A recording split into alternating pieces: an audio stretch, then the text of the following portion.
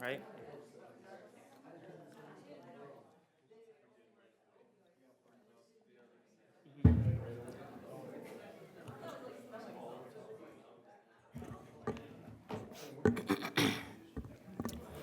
All right, it is 5 PM. We will call this committee of a whole meeting to order. If we could all rise for the Pledge of Allegiance.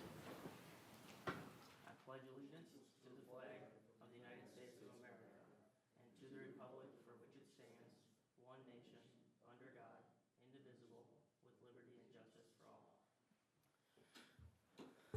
all. Doing roll call, 2 voting members are present, or missing. Let's see here. Sorry, iPad froze. We'll open up the floor for public comment. If there's any public comment tonight, you're more than welcome to come forward and state your name and address for the record, please. To this mic? Okay, perfect. My name is Matthew O'Keefe. I live just outside of city limits near Long Lake. So I sent every member of the city council, except for the mayor, I sent him a separate email, an email about a week ago on October 10th, so a little over a week ago. The email said, "Hello, Councilman. I want to reach out directly to ask you some questions about Luke Merrill's conduct online. I've been very loud and outward opponent of Mayor Merrill, and I'm very upset with some of his conduct on his personal page. On September 29th, 2025, Luke posted a post being critical of Senator Omar Fateh, a candidate running for mayor of Minneapolis. Under the post were many racist comments regarding Senator Fateh being Somali. Mayor Merrill liked many of these comments, some of them calling him slime or scum, others calling for his deportation, even though he is a United States citizen who was born in Washington, D.C. I think this behavior is very dangerous and reflects poorly on the city and the council as a whole. The inability to address this behavior is something that I believe leads to delegitimizing of the council and other members on it because they are unable to call out this kind of behavior. I will link some of these images of the comments that were liked by Luke. Please let me know what you, as an individual councilman, will do to address this racism coming from the mayor. Thank you." So, I want to ask you two directly, do you believe this is appropriate behavior for the mayor? Councilman Peterson, what do you think? I have no comment on it. Okay, Senator Heeman, or Councilman Heeman. You're not even looking at me. Put your phone down. You're more than willing to come up and state Turn your mic. any comments you may have. We don't have to respond, it's just public comment. Okay, that's a very telling sign about how you guys think that these roles should be handled. I think it's very embarrassing. Can I respond to that? What do you have to hear? So I would just first like to clarify, I did not make any racist comments on Facebook. I never have. You liked many racist racist comments. And that post that you're referring to is on my personal profile. It was Okay, not okay. on any mayor-related profile. You so are people have to still go the looking mayor for it. of this Yep. city. Why do you think it's appropriate to make those comments? I didn't make any comments on that. Why do you think it's appropriate to like those comments, which are, liking a comment is an endorsement of the comment? Okay. Why do you think that that's appropriate? I guess you're entitled to your opinion. We all have ours. Why do you think that that's appropriate? Do you think it's appropriate to call for the deportation of United States citizens that you disagree with? No, Then why do you like that comment? don't know. Maybe you should think about that and reflect on that because it's incredibly racist and I think that you guys are all very embarrassing. This council is an embarrassment. Thank you for coming in. Anybody else for public comment tonight? You're more than welcome to come on up. Come on up. Just state your name and address for the record, please.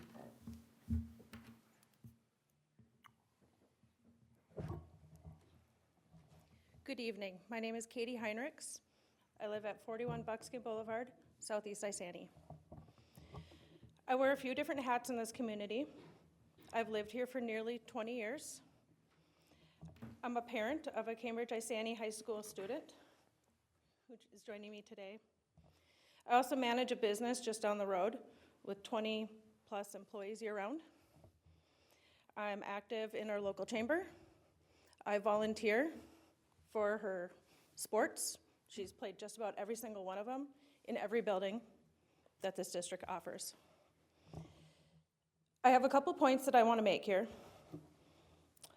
First one is that last year I got a call from my daughter during a volleyball practice at Isani Middle School. She said, "Mom, I'm safe. I'm on my coach's phone. Her battery's about to die. I can't tell you anything else Other kids need to call their parents too. The police are here. Please come get me. That call was because a light fixture exploded. The kids didn't know what the loud bang was. The sound of breaking glass and the smell of smoke filled the space that they were in. These kids and their coaches evacuated the building just as they've practiced forever.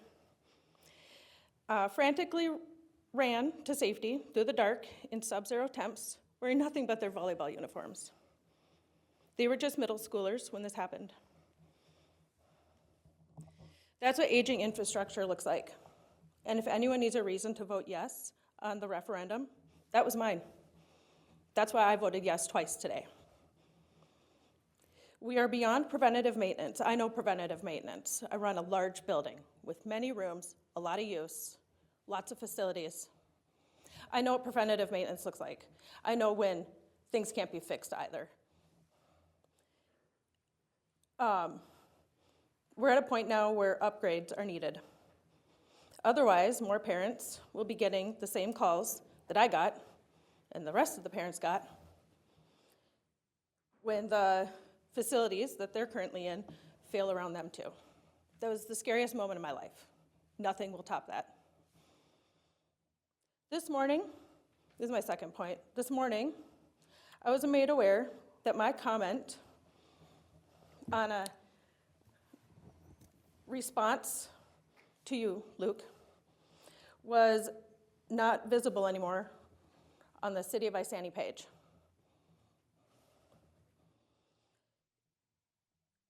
I was confused because I could see the comment myself, my friends could see it, but other members of the community couldn't, that I'm not friends with on the Facebook page, or on that page.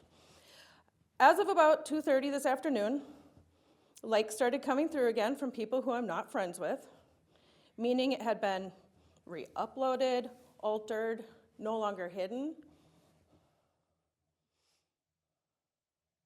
I know, and others in this community know, that that looks like censorship on a government page.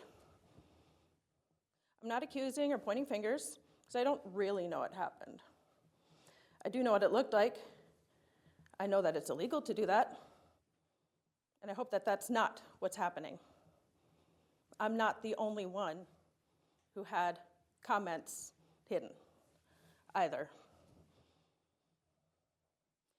Just down the road at the company I manage, we have a saying.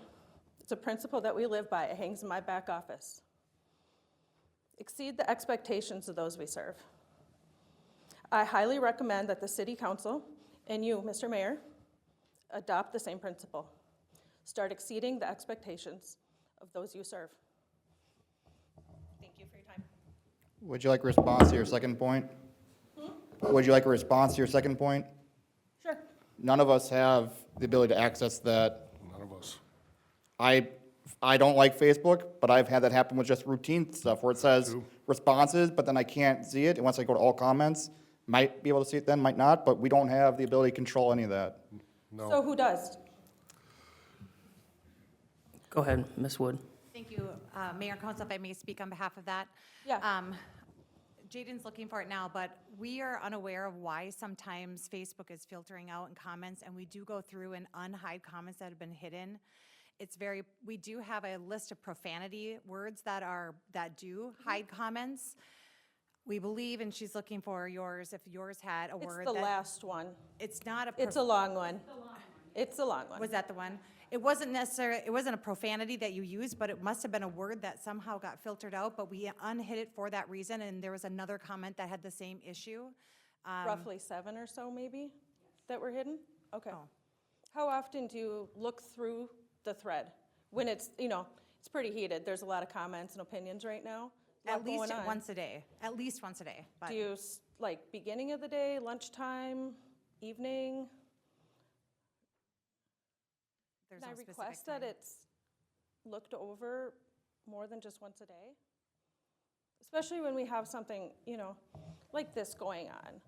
Or people are sharing really important information, very important opinions, point of views, reasons why they believe what they believe. And I think refreshing that feed and seeing what's being hidden and why a couple times a day. I know it's adding to a long list of things you're already doing, but I think that would be appreciated and also look really transparent compared to what it looked like today.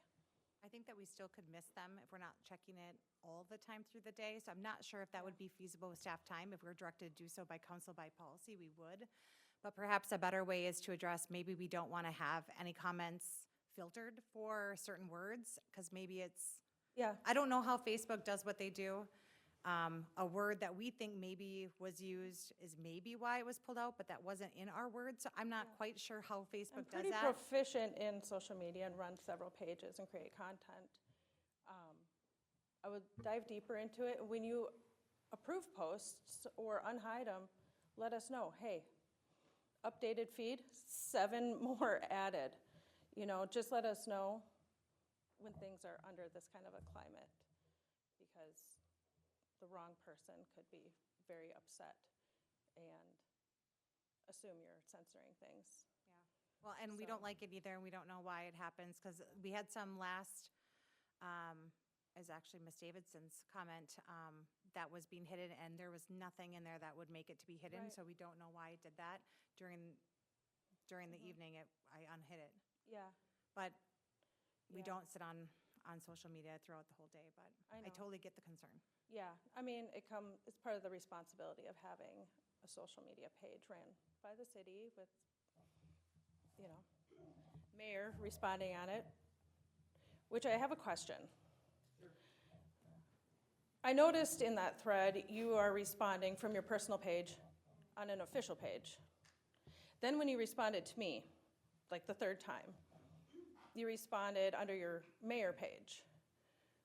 So kind of following up on what was just said, I can certainly answer that.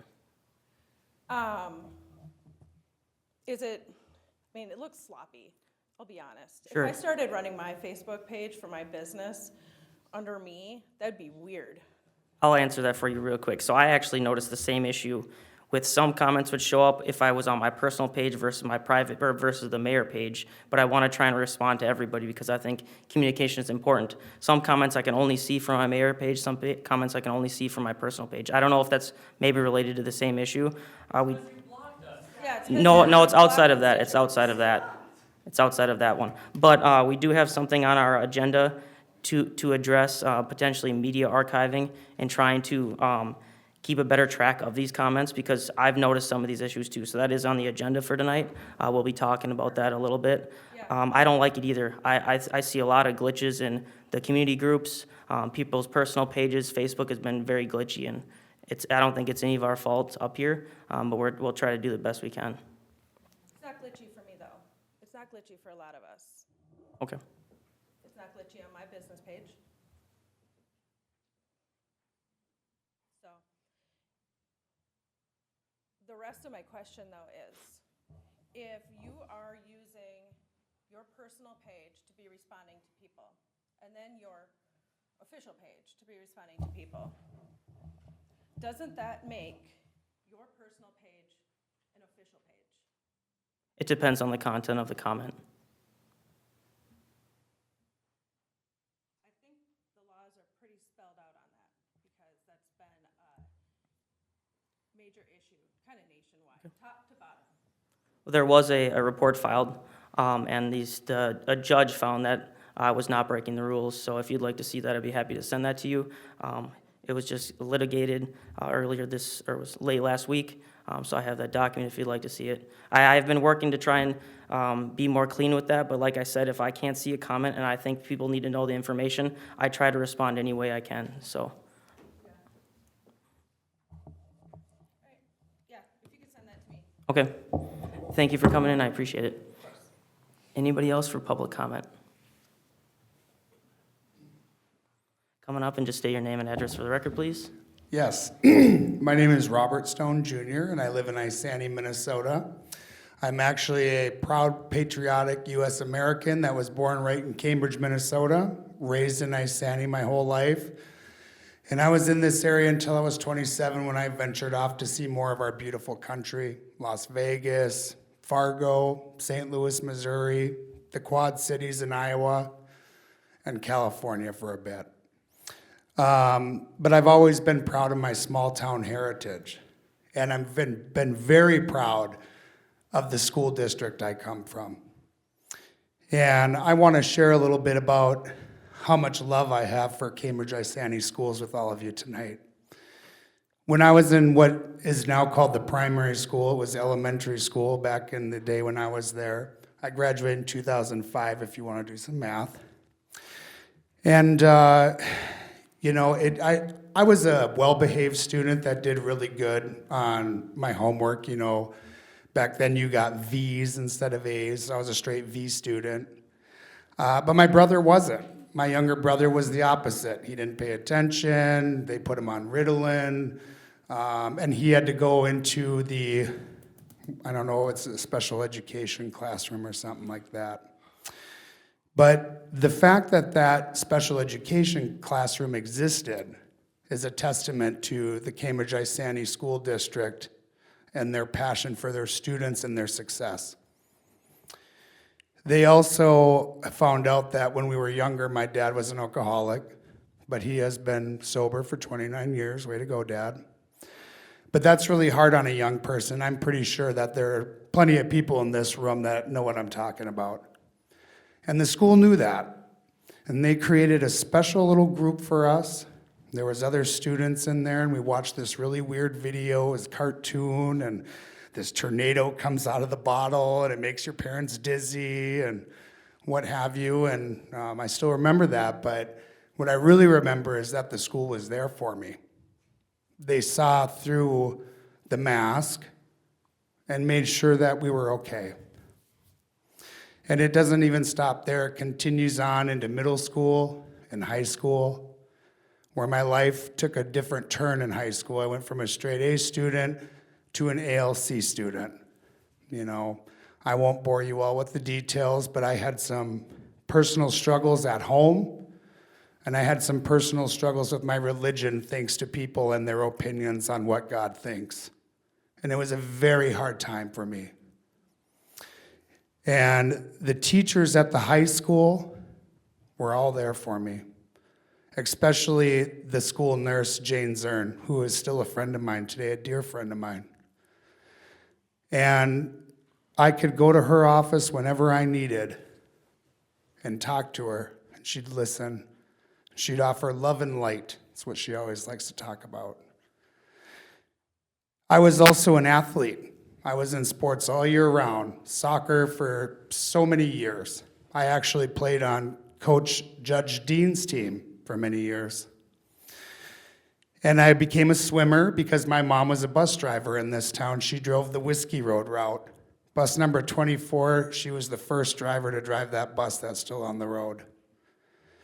And she's really awesome, or was. And all her kids pretty much loved her. So, you know, she was a great woman. But, you know, because she was a bus driver, she used to do the driving to different sporting events and everything. She says, you know, you should join swimming. I really like that coach. And I did, and it became my favorite sport because the people that swam were just so welcoming and wonderful. And I learned so much about good sportsmanship on the swim team. Because in soccer, Cambridge kids had their clique, and I was one of two Isani kids on the high school team, and I eventually left that for a different sport because it just didn't feel like a team. It didn't feel good. But on swimming, you know, I was one of maybe 4 or 5 Isani kids, but all the Cambridge kids were great on the swim team. They were just awesome. And if it wasn't for Cambridge-Isani school districts going above and beyond just repairing and maintaining our buildings, I wouldn't have had a swimming pool to be on the swim team. I was in the musicals, and when we did Les Mis, I had a solo. I was the guy that got crushed by the cart, and I killed it. My friend's mom literally thought they were dropping that cart on my back. My acting was so good. And we have a beautiful performing arts center. All the tech, the lights, the catwalk, and the pit. And now it's standing backstage. We had our makeup rooms and everything. And I have a lot of great memories from that. And if Cambridge Isani school districts didn't go above and beyond just maintenance and repairs, we wouldn't have that beautiful performing arts center either. So, you know, for me, when times were hard at home, I looked forward to going to school. My whole life, I always loved going to school. I had friends there, and I had people that could be there for me when my parents couldn't because they were still learning themselves. And we all got through that, of course, you know, in case anyone's wondering, it was a happy ending. You know, that school means so much to me. You know, and I understand, you know, this decision for the referendum isn't, you know, there's different perspectives. Should it be just we invest enough to keep her going, or do we invest enough to move it up and beyond and create more great memories for future generations? And for me, you can't put a price tag on that. So I did go and vote yes and yes.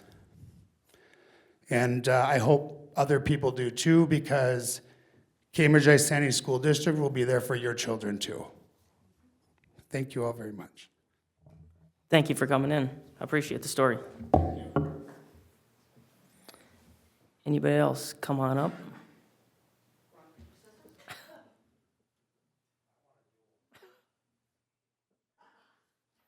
Just state your name and address for the record, please. I'm Lucinda Riley. I am a Cambridge resident, but I am here to alert the people of Isanti that there are options, even if the city council and the mayor will not act. I want this to be on record that you can. Now, Luke Merrill has been speaking on public matters from his personal account. I theorize that a lot of the time his more in-depth responses on those subjects are done from the personal account because he does not want community pushback. The people he has blocked are the people who have given him that pushback, the people who have called him out on his misdirections, the people who have called him out on his immature behaviors. Now, when you are blocked by a public official who decides to use his personal account to comment on public matters, you may have a First Amendment violation case. The cases you need to reference are Link versus Freed, 2024, U.S. Supreme Court. Facts. James Freed, a city manager in Michigan, blocked a resident from his personal Facebook page after the resident criticized his handling of COVID-19. The ruling by the U.S. Supreme Court clarified that a public official's social media activity is state action if the official has power to speak for the government on the topic, and did they appear to be acting in their official role while posting. If both conditions are met, blocking users could be viewed as viewpoint discrimination and is a violation of the First Amendment. O'Connor and Radcliffe versus Garner, 2024.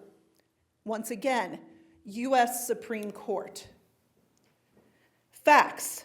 2 California school board members blocked parents from their personal Facebook and Twitter accounts, which they used to share board-related updates. Ruling.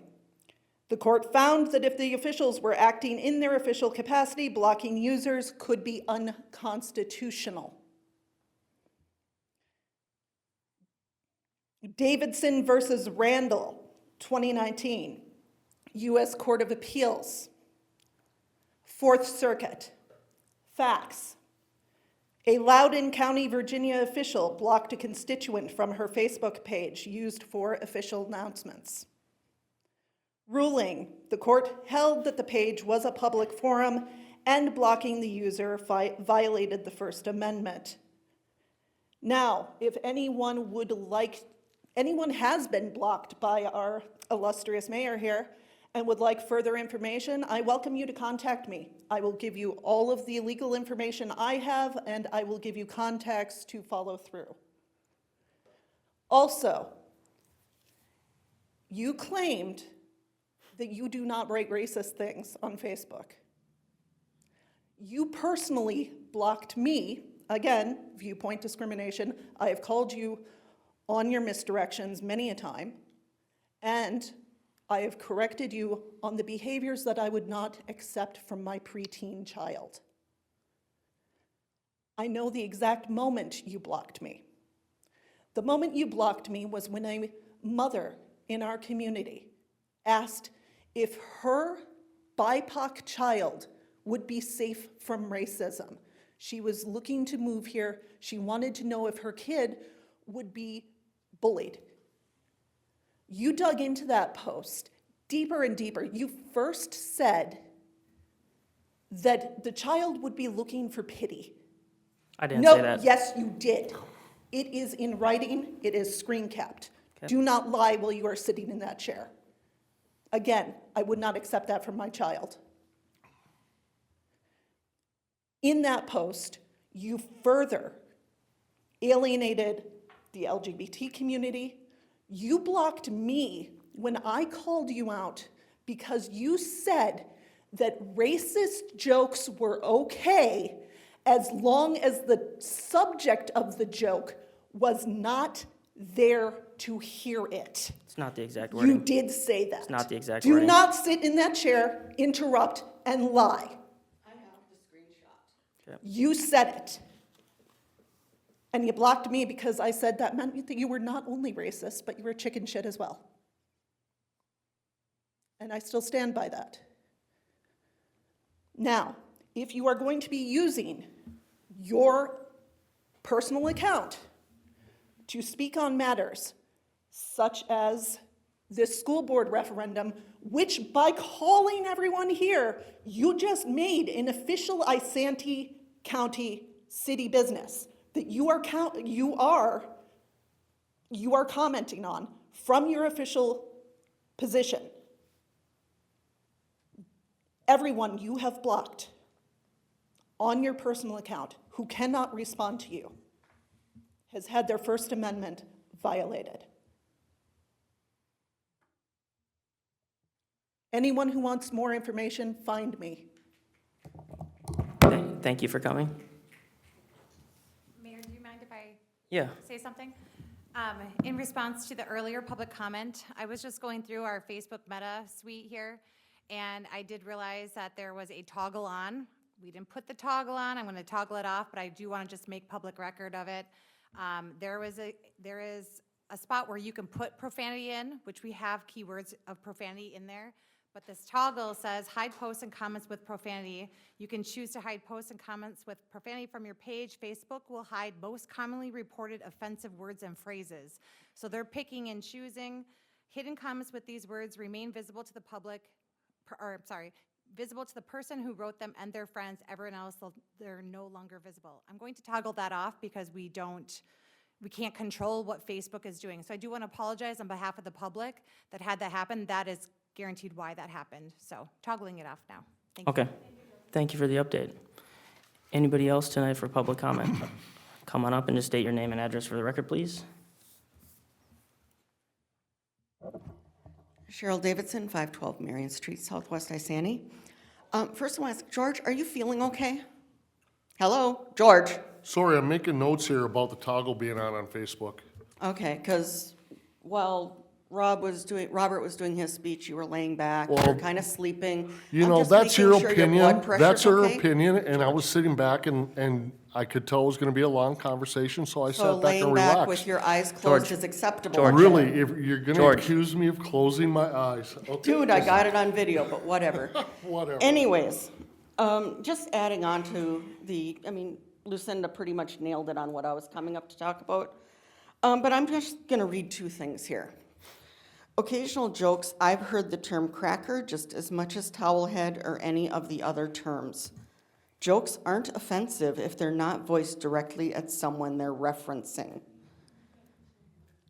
If you're offended that people make jokes in private with their neighbors or via message, that's you being too sensitive. Problem. All jokes could be offensive to someone or another. That's just life. But it's not really racism if it's a true generalization, is it? That's like saying it's sexist if I say in general that men have more muscle than women.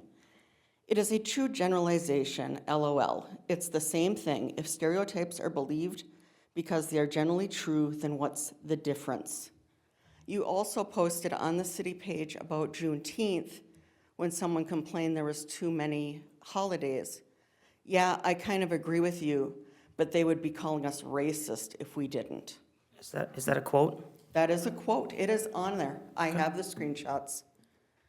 Now, seriously, you use your personal page that you have blocked probably a good couple dozen people, and you use it to spread information or misinformation that you don't want to be pushed back on.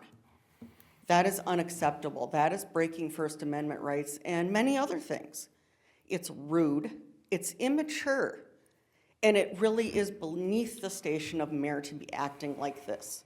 You are making a laughing stock of this city with your behavior. If you Google what's wrong with Isani, your name is all over it. You need to shape up if you want to keep this job, because I am not the only one that's offended.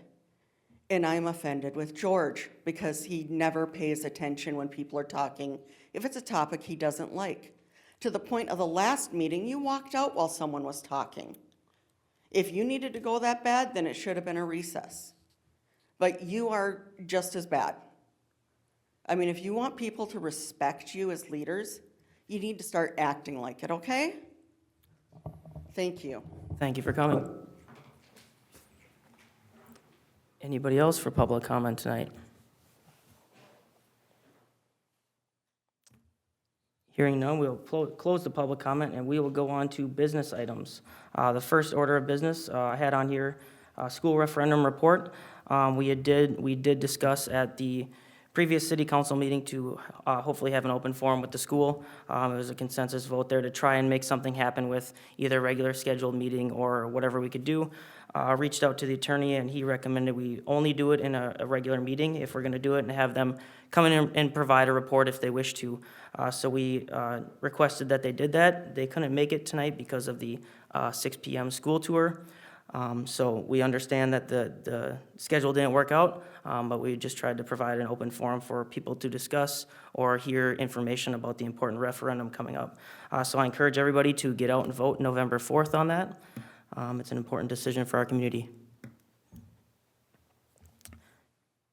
You guys have anything else to say? Thank you for inviting him, and I know people were supportive of the idea, so I thank you for reaching out to him and trying to make it happen. Thank you. All right, we'll move on to business item E2, roundabout schedule update. Mr. Cook, thank you for coming in. Yeah, members of council. As everybody can see, we're kind of wrapping up the roundabout piece of this project. They're planning on paving the first couple lifts of the roundabout itself here tomorrow and the next day. So it'll really be looking like a roundabout. With that said, it actually is about 2 weeks behind schedule. We had hoped to have already moved into phase 2 by now, and we haven't. There's a variety of delay, causes between utility relocates and asbestos pipes that were found that had to be removed, and weather, and you name it. So in order to have a confident cutoff to end the season here and not be in the middle of construction and have more delays, we're recommending that we move forward with ending this year's construction at the roundabout itself, and then we go into phase 2, the 2 legs on either side that were that change order that we added the extra work to do that in the spring next year. And so right now the game plan, like I said, is to start paving that roundabout even tomorrow, with the game plan of opening it fully by Halloween, the end of the month here. The only thing that would be left is they'd work on the the Quick Trip turn lane in, probably into the middle of November, but that's kind of a side, just be coned off kind of a work zone, and that would just be a little closed turn lane, and everything else would be open to the public. And then we'd be confident that we're going into the winter, you know, with a fully open intersection. So with that said, obviously, the game plan will be to bring a change order to the next council meeting. That would include that changing that center island of the roundabout to that mound and the native plantings, getting that striping and modified to have the 2 lanes head east out of Credit Union Drive, like we've talked already. And then we would just add in that substantial completion would just go to more or less the middle of June next year to just have room for the work to get done and not significantly negatively impact everybody in the community. Sounds good. So Any that's que- the update. I guess if you have any questions, otherwise the plan would be I'd get a public notice going out tomorrow to all the businesses along it and get it out on, you know, websites, get the word out that we'll be opening it, you know, the goal will be Halloween as long as the weather at least stays how it's projected between now and Halloween. And I guess with that, yeah, if you have any questions. When you say turn lane to Quick Trip, are you talking about on 5 or on Dual Boulevard? On 5, that one-way in that's been used as in and out for Okay. the, you know, duration of the project here. And prior to that, even though it was supposed to be only a entrance-only thing, so part of our project is we're gonna extend that bumped out, unused lane that's out there right now and extend that into just its own isolated turn lane into that Quick Trip entrance. And so they'll be able to knock out getting that modified yet this fall, but we're gonna just not get into reconstructing those legs of the road between 65 and the roundabout and then from the roundabout to the tracks. Those would be the 2 things that would wait till next year. And then the asbestos pipe, which utility was that? That was gas. Okay. So when they did their like, they had to move their gas for our project, and they did that. And when they did it, they found when they had to do their splicing that it had asbestos material in the pipe. And so it's all along the county road, and the protocol is to remove that if at all possible. And so they did go after removing that, which was just, you know, that was a 3-day task, but, you know, just as you add up all these different little add-ons, you know, it was just things that weren't planned for. And the next phase has another probably 2 to 3 days more of asbestos pipe that will need to get removed. That's abandoned right now, but they won't go after it until we rip open the road. And so if we start that next phase, it's already gonna take 3 more days than we wanted. And so the second we start, the moment you remove all that, you gotta get it to paved and passable for everybody. And if we don't make it because of any other unforeseen delays, we're in a tough spot. So then with the stopping construction, starting back up, will that affect the bids and the overall pricing, or how's that gonna pan out? So no, it was the contractor's final choice because we said, before you open the next phase, be confident and give us your schedule as how this will work, and we're gonna get to wear course paving, striped, the whole deal. And they, you know, along with myself and the county engineer all sized up the schedule and realized it's not a good idea. And so with it mostly being their decision, that cost to, we'll call it winterize it, to partially do it for now, and then start back up next year would be on their cost. And they've already checked with all their contractors, while it would be their cost anyway, they're all honoring their bid pricing anyway, so it's just a safer way to get this project completed. It doesn't, sorry, go ahead. I just said thank you for the information. It doesn't affect the grant at all either, with the timing of, you know, next year's funds that the county wants and all that? No, so this LRIP grant that we have, really, well, I'm gonna speak incorrectly, but it's really, we have until like 2028 to spend the money. So it's really not an issue on that side of things. Okay, thank you. Thanks for the update, and thanks for all the patience for the business owners. I know this was hard for some of them. On the bright side, at least it'll be done a little sooner than expected because we're not doing the other 2 things, but Minnesota weather, you never know what's gonna happen, so. Yep, yeah, once you add all of our our impacted little delays, you add them all up and you just, pushing the envelope here, so.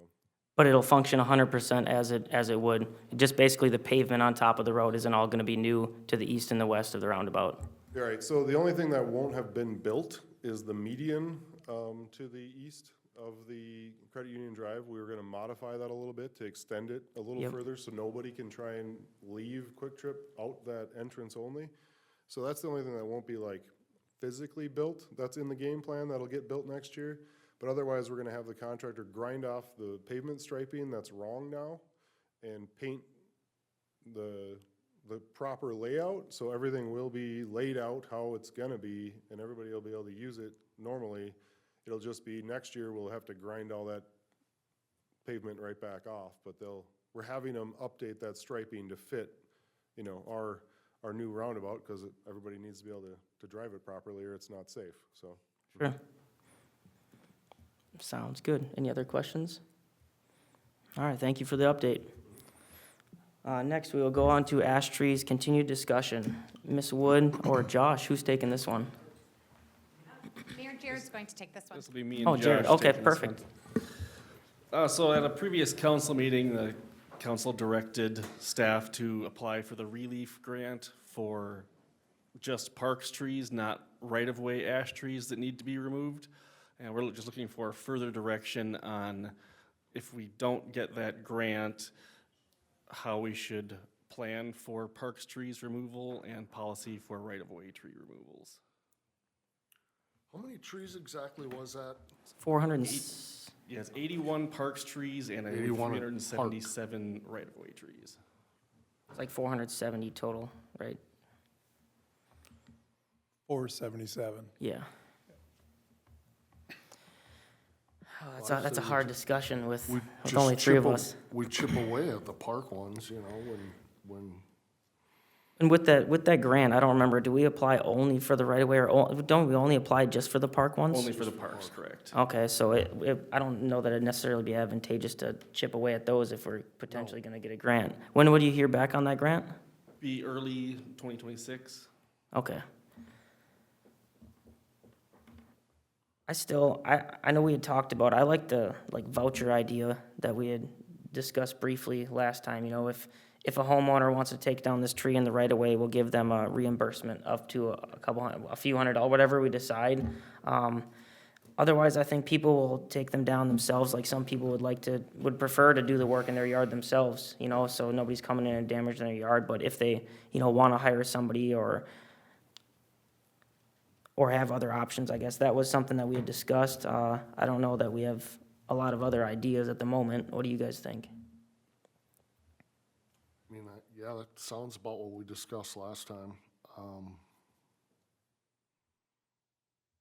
470 trees, that's roughly 96,000. That's not, I guess I can minus the ones in the park. I thought we were just gonna tackle the ones in the park as they get bad. We'll try to take them down. Right, if we receive the grant, we'll have to do them all within 1 year, but I think that'll Sure. be covered by the grant. Yeah, otherwise, we can, well, I guess Josh can speak more to what he thinks would be the best way to do it, and it depends a bit if we want to do it with staff or contractors. Did they give any indication on how many applied or how competitive it was, or? It's been competitive in past years.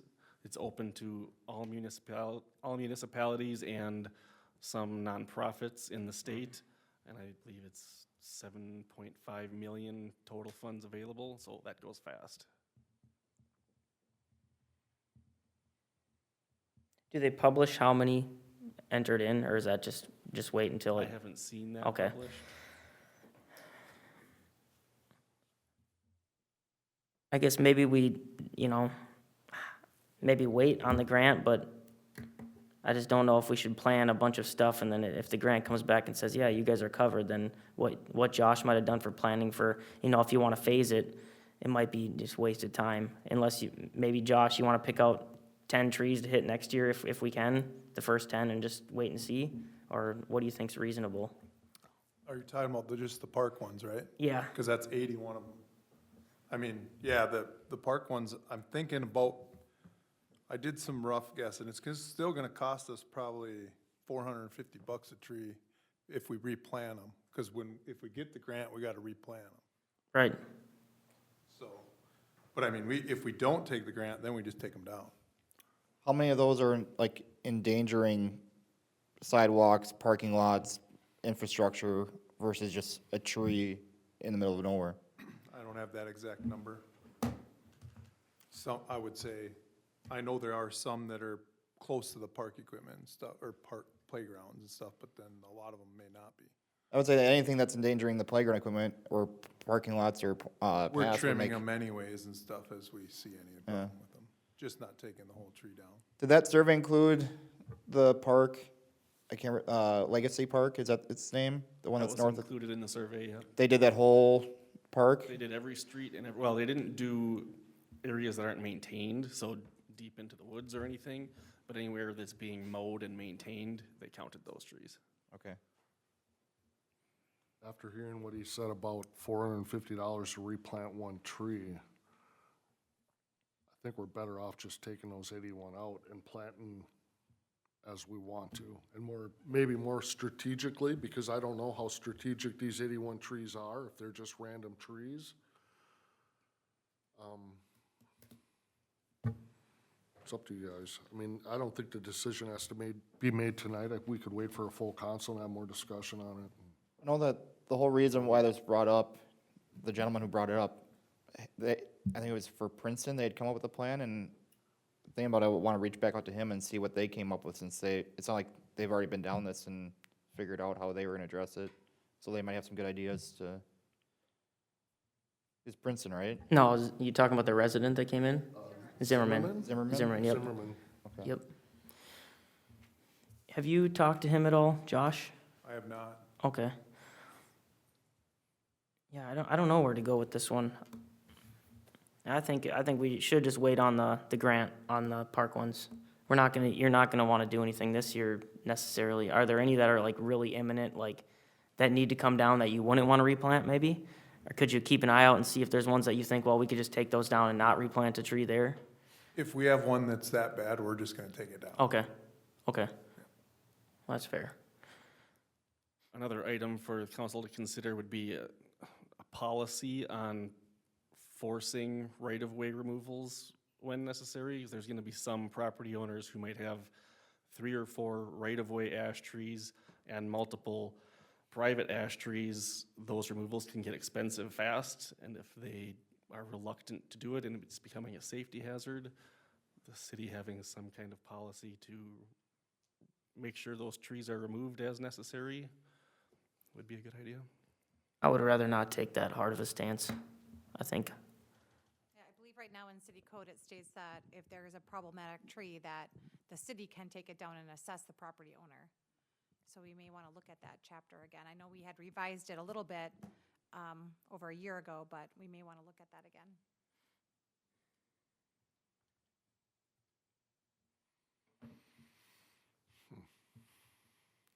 Yeah, I don't know. That's a tough one. You don't want to cause an undue burden to residents, but you also don't want to cause an undue burden to taxpayers, so I think that one's going to be a full council discussion. It is, and there could be a safety issue once a tree gets real bad, so, yeah, it's something we should. And the likelihood iron of out. someone not wanting to address the safety issue, though, is probably pretty low if they're willing to partner with us or be explained the risk and the liability on, yeah. Would you like that for us to move that to the next cow for further discussion? Yeah, I think we're going to need the full council and have a full discussion on something like that.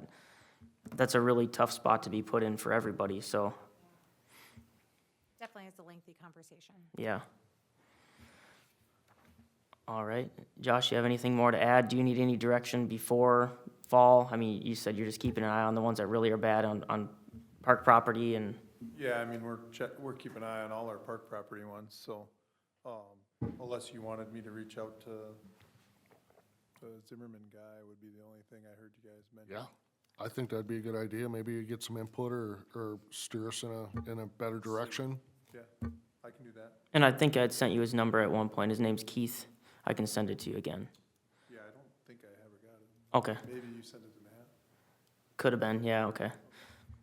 Yeah, that'd be great. Okay, sounds great, thank you. Mayor, if I may interrupt, if we could jump down to item number 10. This is an item that we feel is important to discuss and add to the council agenda this evening. Jaden's going to pass out a resolution draft.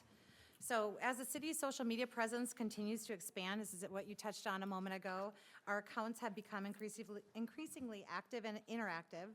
While this growth reflects strong community engagement, it also creates significant challenges in maintaining consistent and compliant archiving practices. This is something that we brought up in the past. Someday this is going to happen as we grow bigger and have a more vibrant community. So we knew that something was going to happen soon, and we do believe the time is now. So what you have before you is a resolution with 4 different options that Ms. Strand has vetted out for agreements to do social media archiving. This will do the City Hall, liquor store, police department archiving, as well as our, what's it? Our LinkedIn, thank you. And so she got 4 quotes. The cheapest one, and we do believe we'll be able to do everything that will be sufficient for compliance, is to go with Page Freezer in the amount of $1,728 per year. And then there is an initial training fee of $275. So what we're requesting is if there's a consensus here of COW, that we add this to the council agenda this evening. I think it's probably a good idea to streamline your guys' job with that. Maybe help with some of the issues we just talked about too. Facebook is so glitchy too, and it's so hard. Every time you load it, it'll show different comments. So for Jaden to have to go manually record all that, She does. that's She manually screenshots them currently. It It's does way- take a lot of time. it's way too difficult. So it's good to have the community interaction. This is what I've been hoping for a long time, get the community involved so they understand what's going on and they feel like, we have their best interest in mind. We're trying to communicate and do everything we can. You're not gonna hit every target every single time, but trying to get a little more interaction with our community, I think it's paid off in a lot of ways, but this is just a cost with that. So I think the cost is pretty reasonable. Is there an opinion of being on business or consent? Yeah. I'm okay with it on the consent agenda for council. I just have a quick question. I know by statute, we have to archive city council meetings, planning commission, all that, but why the liquor store and maybe even the police department? Why do they have to be archived on? Because they're official city pages, so on social media, if we're using it for city business, which we do, posting information out to the public, then we have to retain the data. Okay, It's part of the data practices law. then we definitely need it. That's a lot of time for y'all to do, so. Yeah, think about the liquor store when we have like the fundraisers, which we talk about in here, that then it's directly council business, then it's liquor store that's posting about it, so it's direct city business at that point. So, there's a couple on here, Page Freezer and MirrorWeb. Did you do a comparison between the two? Is one comparably better than the other? or- I did demos with all of them, and they're all very much the same. It's all cloud storage, and everything is searchable by Okay. date, by person, by deleted comments, edited comments. It's catching everything as it's happening As it's happening? Yes. In real time? in real time. Oh, that's pretty cool. Because the issue is, we don't know, just like earlier, we can't Sure. catch everything. So would that catch something?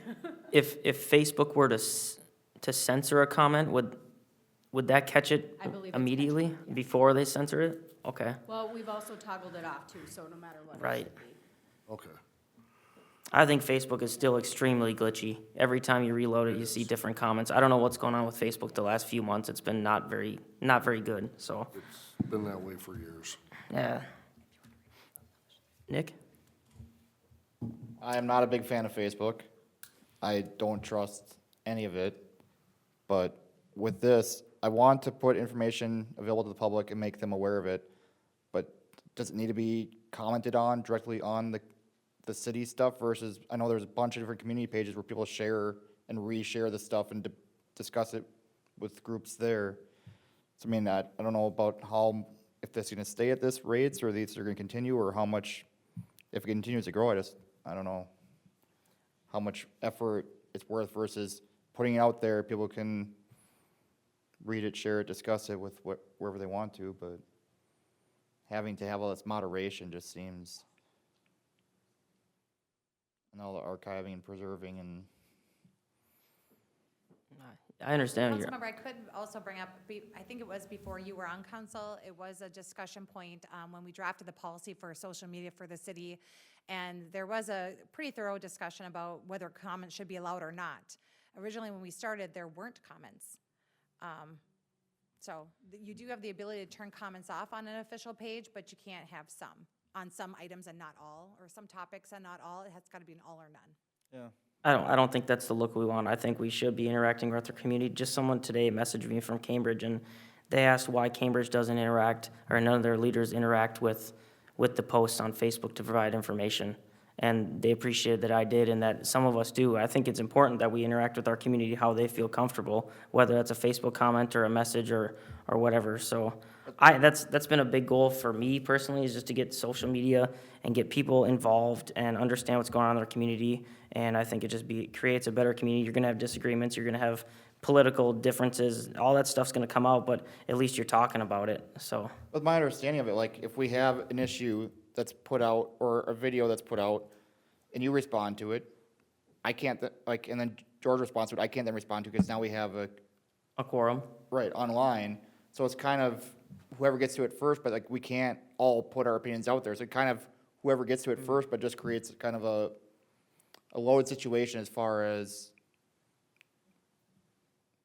I don't know, it's whoever gets to it first gets to basically run it. Outside that, otherwise it creates a quorum and becomes a problem for, Is there truth That's to a that? good point. Is there truth to that? So if the city, so we're recording this meeting and Luke makes a comment and replies to somebody, and I make a comment and reply. If he makes a comment and reply, would that constitute a quorum in that situation?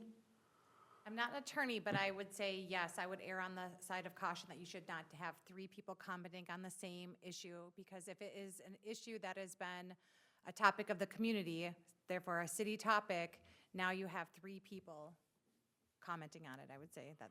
Can you would be get problematic. clarification on that for us? I think there should be clarification on that, because it could happen by mistake. that's why I'll read stuff, but I don't comment or engage with anything, because I don't want to be involved with any of that at all. Sure. Might be something to look into. What do you guys think about either the page freezer or the mirror web or any of these for that, or do you not want to do it, or? I don't want to do it without talking to everybody. I don't think that's something we should just push through. I think we should probably discuss it further and figure out a direction. But for me, I don't like being more involved in this than it already is. I'm not a big social media guy, but I want to put this stuff out to the public, but I just don't want to be involved in moderating it. We wouldn't, right. Or commenting. Archiving, moderating, like We're preserving required the to stuff. archive it. We're by required to law. archive Yeah. anyways. We are either doing it manually Yeah, by screenshot and collection, right. or this will do it for, What I'm saying is, if there was no comments, then there'd be no archiving outside of just keeping record of what the city posted. right, but when we have a post that has over 120 comments that are coming by the hour, Yeah, we're responsible to have digital saving of all that. right. I understand that. I'm just saying if that's a direction we should continue going on, or if we should have a discussion about that, but. I have a question with say the mirror web, is that prorated or is that a full year contract? Or if you were to do it and decide it didn't work, or do it and decide that city council changed their mind, how does that work? Do you have any idea? It's a very specific question, but. Have to vet it out through the contract. These are just specific quotes. We can vet that out on how long we want to enter into. Okay.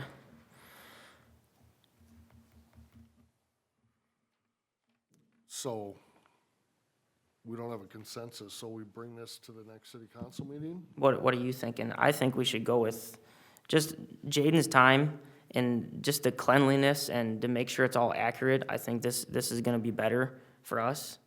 But I'm do just believe one. Sorry to interrupt. I Yep. do believe to limit liability, this is in the best interest of the city. I'm just one. You guys I'm can. okay with page freezer. Okay. And Nick, you were a no? I want to discuss it I don't want to just do it. I think we should have all 5 and Okay.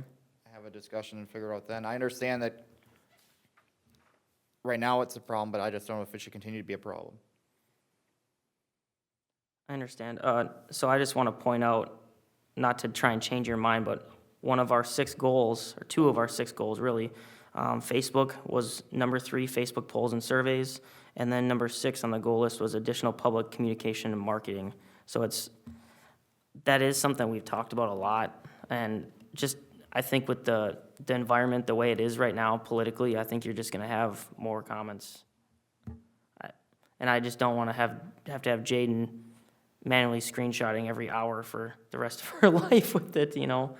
I agree with, if we were to leave comments on, I understand that would be a concern. I'm just saying, for me, my consideration is maybe we should turn them off and have community pages be able to share and to have those discussions there versus us being, I mean, Have them already. A little bit of a point there. $2,000 a year doesn't, I mean, to me, that seems like a lot for what it is. Like, I understand, like, I want transparency, I want disclosure, I want the stuff out there, but I don't know if, I don't like the archiving thing. I don't like Facebook. I don't like the algorithms. I don't like how it gets people, yeah.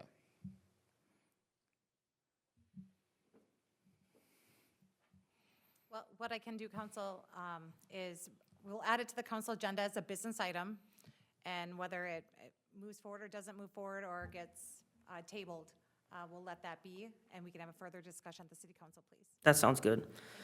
All right, I will entertain a motion to go into recess because it is 6:01 PM.